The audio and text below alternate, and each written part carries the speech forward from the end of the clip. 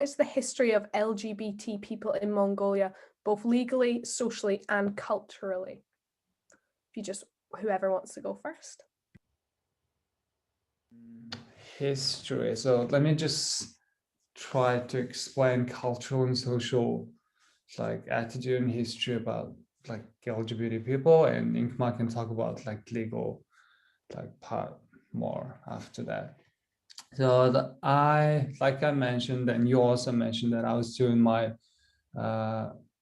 small research project focusing on young LGBTQ people in Mongolia as part of my master of public health degree. So like I learned, I don't know, like I just wrote a paper about like a little bit of history and stuff. So it's fresh now, so I could just talk a little bit about history. So like homosexuality and trans, like gender diversity was part of the society for a long time in Mongolia, according to that, like some of the oral and written history. And homosexuality was like very much commonly like practiced behavior in Mongolia up until socialist regime took place in 1920, and like homosexuality was mainly practiced among clergies between the lamas, and this Buddhism has like a lot of like homosexual like aspects in it, and transgender and gender diversity was also very much like commonly practiced and normalized in Mongolian society up until 17th century due to this shamanistic culture. Traditionally, Mongolia has this big shamanistic cultures, and shamanism was like mainly practiced like shamanism was a big practice up until 17th century in Mongolia. So in the shamanist culture, like gender diversity was a very common thing.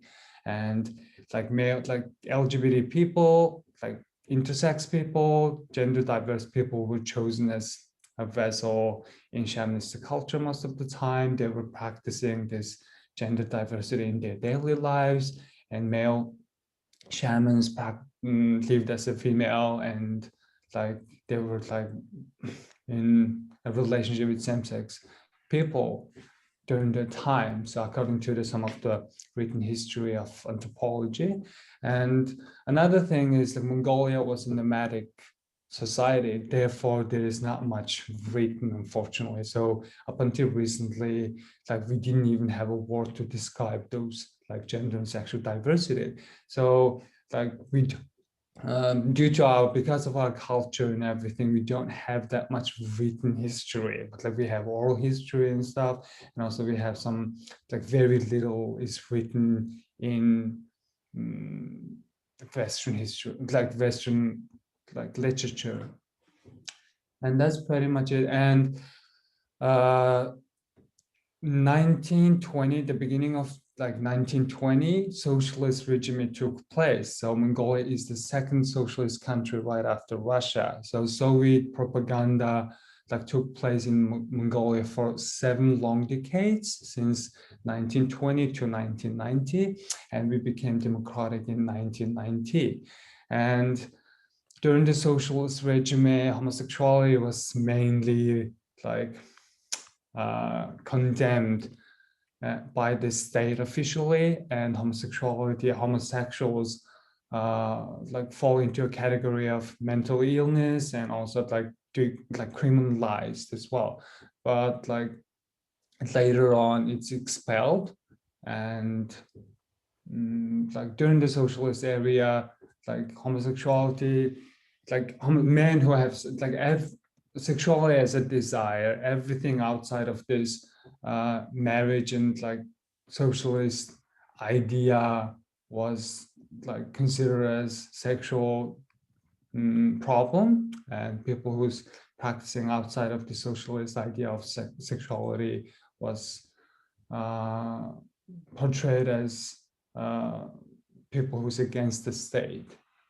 Anyway, and democracy since 1990 opened a big space for Mongolia, a big space for social movement to rise. And since 1990, Mongolia explored Mongolia started the civil rights movement in terms of many different identity politics, many different human rights field. And unfortunately, like people's view, public view on sexuality and gender diversity remain unchanged. This socialist, like propaganda, socialist regime already shaped very strongly, like the public views on sexuality and gender diversity is very like much shaped by this socialist idea. So even the transition was a big thing, even though like it was like many like things have been changed during the transition from socialism to democracy. Like LGBT issue is like remain unchanged, unfortunately. So now like because of that, modern Mongolia is still facing a lot of challenges in terms of gender and sexual diversity. I hope like it was clear. I just been nervous and I just tried to remember everything that I was writing. And No, that was so interesting. a bit about it. Perfect. Legal Thank you so much. Life. I just have a follow-up question for what you were just saying there. So do you think not having a written history of sort of LGBTQI in Mongolia has made a difference in your culture? You're just on mute.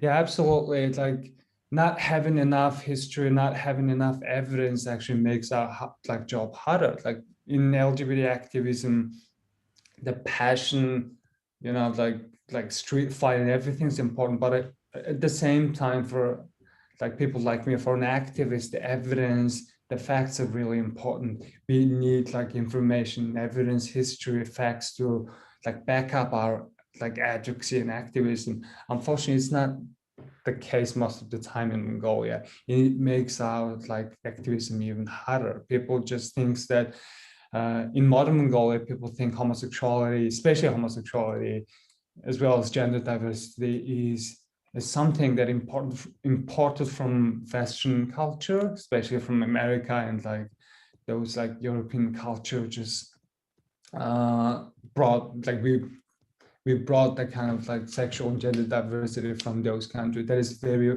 common misconception that is strongly existing among Mongolian society right now. And it is making like things even harder that we don't have any evidence in written history that actually can like, you know, fight against this kind of like strong misconceptions. Perfect. Thank you so much for that.